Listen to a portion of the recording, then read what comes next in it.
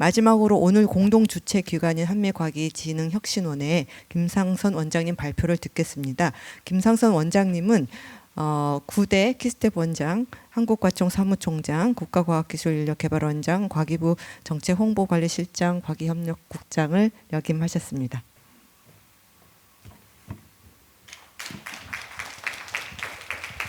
안녕하세요. 김상선입니다. 방금 그 세 분 연사님 귀한 발제 잘 들었습니다.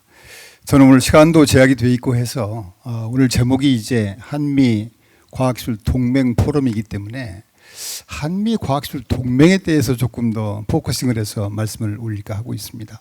한미 과학기술 동맹 흔히들 아시는 것처럼 지난 70년간 한마디로 요약하면은 안보 동맹이다 이렇게 얘기하고 있지 않습니까? 워싱턴 DC에 많이 가보셨겠지만은 그 링컨 메모리얼 옆에 코리안 워 메모리얼이 있습니다. 거기 가시면은 이 19분의 육해 공군 판초우일 이분이 있는데요. 그 벽면에 써 있는 글입니다. 이 freedom is not free라는 말이 눈에 띄고요. 그 다음에 이쪽이 이제 2022년에 그 개보수를 해서 벽면에 한국 전쟁에서 돌아가신 한 36,600여 명의 그 명단이 그 기록이 돼 있습니다. 사실은 요게 아까 그 19분의 그 군인 앞에 여기 써 있는 글이 아주 짧은 글이 있는데요. 이 글을 읽다 보면은 참 가슴이 찡할 때가 많아요. 그러니까 여기 보면은 생전 알지도 못한 나라, 생전 만나지도 못한 사람을 위해서, 그러니까 그때만 해도 미국 사람들이요 코리아가 어디에 있는지 상상을 못합니다. 보통 지도상에서 어디에 있는지. 근데 그 나라를 지키기 위해서 36,600여 명이 와서 돌아가신 거예요. 그러니까 정말 한미 관계라는 것이 혈맹 관계고 안보 동맹이라는 말이 실감이 납니다. 그리고 그런 것뿐 아니라 이제 매년 7월 27일 날은 정전협정 종료일 그래가지고 지금도 금년에 아마 71회 그 코리안 워 메모리얼 하는 그런 날로 지키고 있습니다. 그 다음에 이제 각 그 지역에 보면은 주요 그 벨트웨이 이름에, 우리 고속도로 이름에 코리안 워 메모리얼 파크웨이라든가 어떤 교량 이름에 코리안 워 브릿지라든가 또 각 주마다 코리안 워 메모리얼 파크가 있습니다. 아마도 한국전에 대해서 지금 대한민국에서 기억하는 것보다 훨씬 더 많이 기억을 하고 있습니다. 그러니까 제가 미국 주미 한국대사관에 근무할 때 국무성이나 에너지성에 가면은요, 그때가 마침 이제 DJ가 정권을 우리가 잡았을 때인데요, 저보다 더 좋아해요. 자기 부모들이 가서 지켜준 나라가 민주화돼서 저렇게 성장한 거에 대해서 정말 가슴이 찡하더라고요. 우리가 이런 관계를 정말 잊지 말고 잘 기억해야 되겠다 그런 생각이 듭니다. 작년에 이제 한미 안보 동맹 70년이 됐죠. 그러니까 코리안 워 때 참전하신 분도 있지만 그 뒤에 지금 주한 미군들 와 계시지 않습니까? 그분들이 다 심정적으로는 프로 코리안들이 상당히 많습니다. 그래서 이렇게 70년간 지켜온 한미 안보 동맹 관계를 정말 소중하고 잘 기억해야 되겠다, 감사해야 되고요. 그럼 앞으로는 어떻게 해야 되겠느냐, 이런 것들이 우리의 어떤 과제가 아닌가 싶습니다. 근데 마침 앞으로 한미 관계는 그동안의 안보 동맹이었다면 앞으로는 이제 과학기술 동맹, 사이언스 앤 테크놀로지 얼라이언스로 가야 된다, 이렇게 지금 공감들을 하고 있는 것 같습니다. 2022년에 조 바이든께서 평택에 삼성전자에 오셔가지고 그 말씀을 하시는 거예요. 앞으로 한미 관계는 전략 기술을 중심으로 한 기술 동맹 관계로 가야 되겠다. 그래서 바로 그 직후에 한미 정상회담 했죠. 또 작년에 또 한미 정상회담 했죠.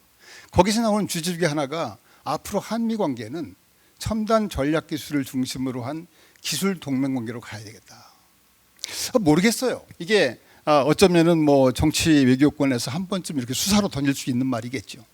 근데 과학기술을 하는 사람 입장에서 보면 정말 이거 놓치면 안 되겠다. 이게 한미 관계라는 것이 지난 70년간의 안보 동맹 관계를 앞으로 미래지향적으로 가기 위해서는 기술 동맹이고, 그게 과학기술계에서는 정말 소중하다, 이걸 지켜나가야 되겠다는 생각이 듭니다. 그래서 한미 안보 동맹이라든가 한미 기술 동맹이라든가 글로벌 협력이라는 것은 그냥 뭐 한 번쯤 이렇게 던지는 수사 정도가 끝나는 선택지가 아니라 대한민국을 위해서 이건 필수다. 반드시 해야 된다. 그런 측면에서 조금 말씀을 왜 그럴까요? 몇 가지만 말씀드리겠습니다. 앞에서도 말씀을 하셨지만은 우리 사실 과학기술 과용 자원이 굉장히 한정돼 있습니다. 지금 2022년 통계로 우리나라 R&D 총 투자가 한 112조쯤 되고요. GDP 대비 뭐 세계 뭐 2위 수준인 5.21%라고 합니다. 우리가 80년대 초반에 국가 R&D를 시작했으니까요. 짧은 시간 내에 어마어마한 성장입니다, 사실은. 국가에서 그만큼 과학기술에 중점을 두었고 지원한 거에 대해서는 정말 좀 감사하게 생각을 하고 있고요. 그렇지만 저희가 지금 아마 금년도에 지금 뭐 민간 쪽 다 포함해서 한 120조쯤 쓰거든요. R&D 투자에. 근데 이 돈이요. 전 세계에서 쓰는 돈, 그러니까 전 세계에서 쓰는 돈이라는 게 지금 한 2,700조쯤 될 겁니다. 2,700~800조쯤 돼요. 전 세계에서 쓰는 돈에. 우리가 전 세계에서 사용되는 돈의 한 3%, 4%밖에 안 됩니다. 그러니까 이 민간 정부 다 포함해서 한 120조 되는 이 돈을 선택과 집중, 전략을 동원해가지고 세계적인 성과를 내는 거 중요하지요. 동시에 나라 밖에서 쓰이고 있는 96, 7%하고 그걸 모니터링하고 연계 협력하는 것이 무지무지하게 제일 중요합니다. 그런 의미에서 이 글로벌 협력이라는 것은 정말 선택이 아니라 필수다. 안에서 가용자원만 가지고는 어림없다 이제는 그런 측면이고요. 두 번째는 우리나라가 이제 뭐 잘 공감하시다시피 그동안에 이제 우리 전략이 그랬지 않습니까? 패스트 팔로워. 뭐 타겟이 있으면 그냥 밤새워서 빨리빨리 하면 되는 나라 아니었습니까? 근데 이제는 어느 사이에 앞단에 와 있다 보니까 이제 소위 말하는 혁신 선도자, 퍼스트 무버, 프론트 러너 이런 전략을 지향해야 될 그런 단계에 와 있습니다. 우리나라 뭐 잘 아시다시피 과학기술이 상당히 브룸버그에서 보면 뭐 세계 1, 2에 들어가 있고요. 뭐 와이프에서도 지금 세계 10위권에 들어 있고 EU에서도 평가를 해보니까 1위고 뭐 코스트 지표 세계 5위고 IMD 그렇고 국제적으로 평가를 잘 받고 있습니다. 지금 뭐 늦게 시작한 기초과학 연구 쪽에서도 지금 가파르게 상승을 하고 있고 특허 뭐 세계 4위고 우리나라 과학기술 한마디로요. 1966년에 한국과학기술연구소가 만들어지고 80년대 초에 국가 R&D를 시작하고 사실 거의 황무지였어요. 그런데 불과 50년 만에 이런 성과를 이룩한 것은 정말 한마디로 그냥 장족의 발전이다 이렇게 볼 수가 있습니다. 그래서 이런 장족의 발전을 이룬 거에 대해서 저는 대한민국이 오늘에 있기까지 결국 과학기술 덕분이 아니냐 그런 측면에서 우리가 과학계에서 이룩한 성과에 대해서 정말 감사해야 되고 응원의 박수를 보내야 한다고 생각하고 있습니다. 그러면 대한민국의 오늘이 과학기술 때문에 오늘이 있었다고 한다면은 대한민국의 미래는 어떻겠습니까? 대한민국의 미래가 과학기술 없이 가능하겠습니까? 존재할 수 있겠습니까? 지금 우리가 여러 가지 난제들이 많이 있지만 기술 패권 전쟁이라든가 팍스 테크니컬 시대에 대한민국의 미래가 존재하기 위해서는 오늘날 대한민국의 과학기술 덕분에 있었듯이 과학기술이 없이는 제가 볼 때는 대한민국의 미래를 그릴 수가 없습니다. 비단 어떤 특정 분야뿐 아니라 거의 모든 분야가 다 그렇습니다. 왜냐하면 지금 과학기술이 모든 분야를 다 영향을 미치는 팍스 테크니컬 시대고 기술 패권 전쟁의 시대이기 때문에 그렇습니다. 근데 그 길이 우리가 그동안에 이렇게 빨리빨리 그냥 패스트 팔로우 할 때하고 지금 차원이 다릅니다. 이제 가보지 않은 길입니다. 뭐 처음으로 가는 길이잖아요. 이게 참 쉽지 않은 길입니다. 이 길이 사실은. 그래서 다시 말씀드리면은 우리 내부의 가용 자원만 가지고 어렵다 이제는. 글로벌 협력이 중요하다. 특히 이 프론트 러너 혁신 선도자가 되기 위해서는요. 이제 우리가 모방할 어떤 타겟이 없잖아요. 사실은 거의 모든 분야가. 그러다 보니까 글로벌 과학기술 선진국, 특히 과학기술 최강국인 미국하고 협력은 아무리 중요성을 강조해도 지나침이 없습니다. 그러니까 미국하고 협력이 그렇게 중요하다 이렇게 말씀을 드리가 있고요. 세 번째는요. 과학기술 글로벌 협력을 해야 되는 이유는 앞에서 말씀들 하셨지만은 과학기술 글로벌 협력은 두 가지 요소가 있습니다. 하나는 전략기술이라든가 이런 분야에 대해서 치열한 경쟁을 해야죠. 그렇지만 동시에 우리 지구촌이 지금 안고 있는 문제가 너무나 많습니다. 기후변화, 각종 재난, 재해, 그뿐 아니라 이제 이 사이언스 쪽에서 빅 사이언스 같은 경우는 어느 한 나라 힘만 가지고 도저히 안 됩니다. 힘을 모아야 됩니다. 이터라든가 뭐 극지 문제라든가 뭐 우주라든가 그렇지 않습니까? 그래서 글로벌 협력에서는 두 가지 요소가 있는 것 같습니다. 하나는 치열한 경쟁을 해야죠. 국가 어떤 첨단 기술 확보를 위해서. 또 한 가지는 지구촌이 안고 있는 문제라든가 거대 과학을 풀기 위해서 긴밀한 협력이 필요한 것 같습니다. 그래서 코피티션이라는 말이 나올 정도로 이제 어떤 그 경쟁과 협력이 필요하다. 그런 의미에서도 이제 글로벌 협력이 필요하다고 말씀드리고 할 수가 있고요. 그래서 이제 한미 동맹 관계, 한미 과학기술 동맹을 그럼 어떻게 추진해야 되느냐? 이거 다 알겠다. 근데 어떻게 해야 되느냐 하는 문제를 조금 더 말씀드리겠습니다. 최근에 지금 쏟아지는 것들이 다 트럼프 2기 행정부 전망들입니다. 매일 나오죠 지금. 뭐 싱크탱크에서도 얘기를 하시고 근데 이런 것들을 종합해서 보면은 한쪽에서는 우려 같습니다. 우려. 트럼프 당선자께서 한국 부자 나라고 머니머신이고 그래서 무슨 안보 부담금을 강화해야 된다, 관세를 때린다, 이렇게 그 우려가 있고요. 또 한편으로는 괜히 기대가 많이 있어요. 앞에서 다른 발제분들이 말씀하신 것처럼 서로 상호 이익이 되는 분야들이 많이 있습니다. 사실은 그런 분야를 잘 키우면은 어떻게 보면은 위기일 수도 있지만 기회다. 그래서 양자가 다 섞여 있는 것 같아요. 기대와 우려가. 그래서 지금 당면하고 있는 문제를 지혜롭게 잘 우리가 풀어가야 되겠죠. 근데 저는 그런 것들은 다른 분들이 풀 것으로 생각이 되고요. 과학기술 동맹 측면에서 보면은 앞에서 말씀드린 것처럼 대한민국의 미래를 위해서 과학기술이 필수고 그 기술을 확보하기 위해서는 과학기술 최강국인 미국하고 동맹이 필요하다 그렇게 말씀을 드리지 않았습니까? 그래서 한미 기술 동맹 관계를 안보 동맹에서 이제 과학기술 동맹으로 가야 된다. 어떻게 해야 되느냐? 동맹이란 말은요, 그냥 한두 건 협력한다고 동맹이 되는 건 아닙니다. 얼라이언스란 말을 쓰면은요, 촘촘하게 다양한 협력이 이루어져야 되는 겁니다. 그래서 꼭 어떤 눈에 띄는 무슨 예를 들어서 아르테미스 사업을 한다든가 중요하죠. 그렇지만 적어도 한미가 지금까지 안보 동맹이 기술 동맹처럼 이어지기 위해서는 정말 다양한 협력 채널을 강구를 해야 된다. 국가 간, 기관 간, 기업 간 다양한 협력 채널을 강구를 하고요. 그냥 보여주기식 무늬만 협력 가서 악수하고 사진 찍는 협력이 아니라 실질적인 성과를 내는 협력을 해야 되겠다 하는 것이 두 번째고요. 그 다음에 이제 단기 협력이라든가 건별 협력을 넘어서 어떻게 하면은 지속 가능한 협력 체제를 구축하느냐 이런 데 우리가 중점을 둬야 되지 않겠나 생각이 됩니다.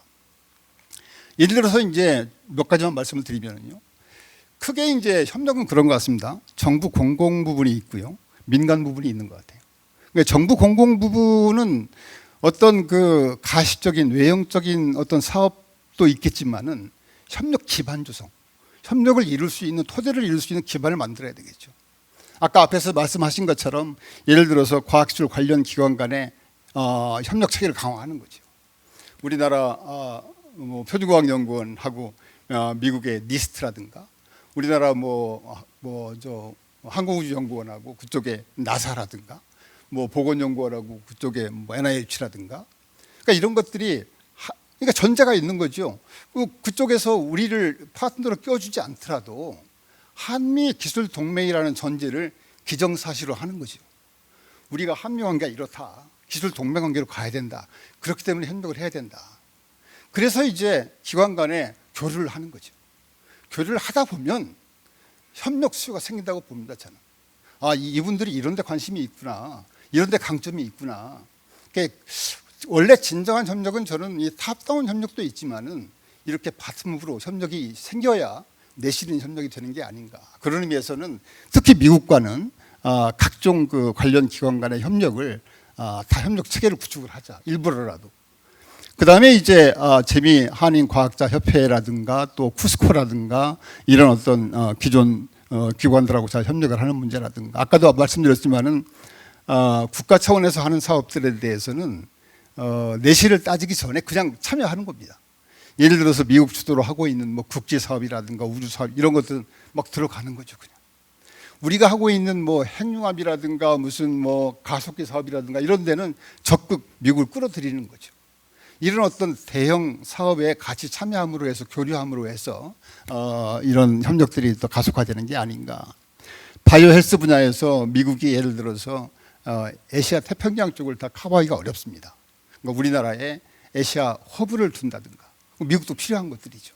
이런 것들을 잘 찾아서 한다든가, 과학기술 ODA 양국 다 관심이 있는 분야고 우리도 중요한 분야 아닙니까? 이런 분야에 대해서도 같이 협력할 분야가 무엇인지, 또 해외 동반 시장 진출할 수 있는 원자력이라든가 이런 분야라든가, 또 아까 대사님 말씀하신 것처럼 제외 공간을 통해서 꼭 워싱턴 DC 주미 한국 대사관뿐 아니라 주요 영사관, 보스턴이라든가 샌프란시스코 같은 데도 과학 담당 영사를 둔다든가 이런 쪽을 대폭 좀 강화하면 좋겠다는 거고요. 한미 과학기술 협력 협정에 따라서 과학기술 공동위원회를 운영하는데, 과학기술이 동맹관계고 그 정도로 중요한 이슈라면은 이슈에 따라서는 장관께서 또는 대통령께서 공동의를 최소화할 정도로, 그런 정도로 올라가야 된다, 저는 그런 생각이 듭니다. 민간 차원에서 그럼 어떻게 해야 되느냐? 민간 차원에서는 이제 정부 공공에서 닦여 있는 이런 기반을 바탕으로 해서 상호 보완적인, 상호 이익이 되는 것들을 적극 찾아야 되겠죠. 예를 들어서 최근에 우리 이룩한 그 팀 코리아 같은 경우도 그렇지 않습니까?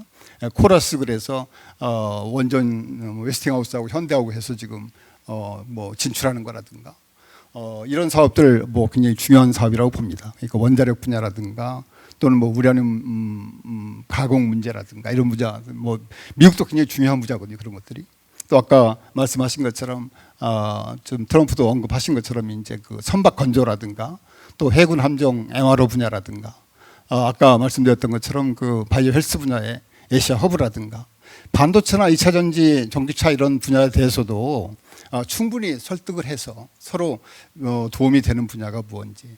작년에 우리나라가 지금 대미 흑자가 444억 불입니다. 아마 금년에는 가장 우리가 흑자가 많은 나라가 될 것 같습니다. 그러니까 트럼프가 대표적으로 그러지 않습니까? 대한민국은 지금 머니머신이고 부자나라고. 그래서 이제 그런 부분에 대해서도 적극적으로 설득을 해야 되겠죠. 어제 어떤 분 만났더니 그러더라고요. 자기 회사에서 이제 가스를 지금은 주로 이 중동에서 수입을 하고 있는데 미국에서 쉘가스를 도입을 해야 되겠다. 뭐 그런 노력을 통해서 자꾸 이렇게 그 무역 적조를 좀 낮춰야죠. 그런 노력도 해야 되겠죠. 그러면서 이제 무역 역조 이런 부분에 대해서 결코 우리는 소비재가 아니라 미국 경제를 위해서 지금 미중 간의 갈등 속에서 너희가 필요한 부품이라든가 중간재를 보내지 않느냐라든가 이런 어떤 다양한 설득 노력과 함께 상호 관심 분야를 찾아가지고 협력을 해야 된다고 봅니다. 또 한 가지가 이제 재미 한인 과학자 협회입니다. 전 세계에 지금 19개 제외 과협들이 있는데요. 재미 과협은 좀 특수합니다. 재미 과협에 지금 현재 가입되어 있는 코리안 아메리칸 사이언티스트가 한 7,000명 계시는데요. 그분들이 각 주의 그 대학에 계신다든가 연방정부 연구소에 계시는 분들입니다. 귀한 분들입니다. 그분들이 지금 벌써 한 50년간 활동을 해오셨는데 어떻게 그분들하고 교류를 해서 그분들이 한국 과학기술 발전을 위해서 미국 과학기술 발전을 위해서 또 양국 간의 협력을 위해서 기여할 수 있는 방법이 무엇인지 이걸 활용하는 방안도 저는 굉장히 소중하다. 현재 한 7,000명이지만은 제가 듣기로는 지금 미국의 코리안 아메리칸 사이언티스트가 한 20만 명 계십니다. 그래서 그분들이 이제 좀 역할들이 커지면은 동참하지 않겠나 해서 그런 부분도 굉장히 중요한 분야라고 생각이 됩니다. 그래서 마지막으로 제가 그 속해 있는 한미과학기술혁신진흥원 잠깐 말씀드리겠습니다. 한미과학기술혁신진흥원은 이 한미과학기술 동맹이라는 것이 너무 소중하기 때문에 이것을 구현하기 위해서 정부 공공도 중요하지만 민간 쪽에서도 좀 조력을 하자, 돕자. 그래서 그 브릿지 역할을 하기 위해서 만들어진 기관입니다. 아직 지금 이제 막 시작한 기관인데요. 저희가 지금 생각하는 것들이 크게 한 세 가지 분류가 있습니다. 하나는 한미 과학기술 동맹 관계에 대한 어떤 기반 조성입니다. 한미 과학기술 동맹이라는 것이 그냥 뭐 정상회담 때 한번 얘기하고 끝난다. 그럴 일은 아니라고 봅니다. 아까 말씀드린 것처럼 대한민국의 미래는 과학기술이고 과학기술을 앞으로 혁신 선도자가 되기 위해서는 선진국하고 협력하지 않으면 안 됩니다. 특히 미국. 그러니까 이거를 불씨를 살려나가야 됩니다. 이거를. 그러니까 왜 한미 기술 동맹이 필요한지, 왜 중요한지, 왜 절박한 문제인지 이런 문제에 대해서 계속 누군가는 목소리를 내서 우리가 여기에 좀 적극 대응해야 되겠다 하는 것이 첫 번째 저희가 지금 목표하고 있는 바고요. 두 번째는 아까 이제 말씀드린 것처럼 재미 한인 과학자 협회 같은 그런 단체랑 협력을 해서 민간 차원에서 물론 대기업들은 본인들 네트워크들이 있겠지만 네트워크가 없는 뭐 스타트업이라든가 중견기업들 기술이 필요하다든가 인력을 사람을 찾는다든가 시장을 진출한다든가 무슨 뭐 특별히 훈련을 시킨다든가 여러 가지 그런 사업들을 발굴을 해서 저희가 중간에서 도울 수 있는 길이 무엇인지 해서 저희하고 이제 재미 한인 과학자 협회하고 협력을 해서 이런 것들을 도우려고 하고 있고요. 이런 사업들이 많아지면 아마 많아질 것 같아요. 지금 이제 예전에는 우리가 한국이 주로 미국 과학계에 필요한 사항들이 많았지만 최근에 우리나라가 이제 국력이 커지다 보니까 반도체, 배터리 뭐 다 그렇지 않습니까? 미국 과학계가 국내 협력 수요가 많아져요, 점점. 그런 것들을 브릿지하다 보면 이런 사업 수요들이 많아지면 이걸 지원하기 위해서 예를 들어서 뭐 샌프란시스코에다가 세종 혁신센터를 짓는다든가 지어서 이제 국내 과학계가 미국을 진출하는데 이걸 돕는 역할을 지금 하려고 하고 있습니다. 그래서 이런 것들을 저희가 열심히 추진하려고 하고 있고요. 요거는 이제 미국 측에서는 지금 크시하고 같이 이렇게 협력을 하고 저희가 역할을 하겠다는 그런 뜻이고, 아까도 말씀드린 것처럼 이게 결코 한국 과학기술계가 지금 미국을 진출하는 협력뿐 아니라 점점 미국 과학기술계가 한국에 어떤 협력이 필요한 부분들이 많기 때문에 그런 걸 돕겠다는 거고, 동시에 이제 협력이라는 것이 탑다운식으로 하는 방법도 있지만 동시에 버튼업으로 수시로 협력 수요를 받아서 지원을 하고자 합니다. 앞에서 말씀드린 것처럼 저는 대한민국이 오늘이 있기까지 어떻게 이렇게 10대 경제 강국이 됐느냐, 여러 가지 요인이 있겠지만은 저는 과학기술이라고 봅니다. 과학기술 없이는 대한민국이 오늘이 없습니다. 그런데 기술 패권 전쟁, 팍스 아메리카 이런 시대, 팩스 테크니스트 시대에 대한민국의 미래는 과학기술 없이는 꿈도 꿀 수 없다고 봅니다. 그래서 그런 걸 위해서는 대한민국의 미래를 위해서 한미과학기술 동맹은 정치 외교권에서 한 번에 구호로 끝나면 안 되고 반드시 이렇게 내야 되는 과제라고 생각이 됩니다. 저희가 한미과학기술 혁신진흥원이 이제 막 시작한 기관입니다만은 오늘을 기점으로 해서 최선의 노력을 경주하겠습니다. 감사합니다.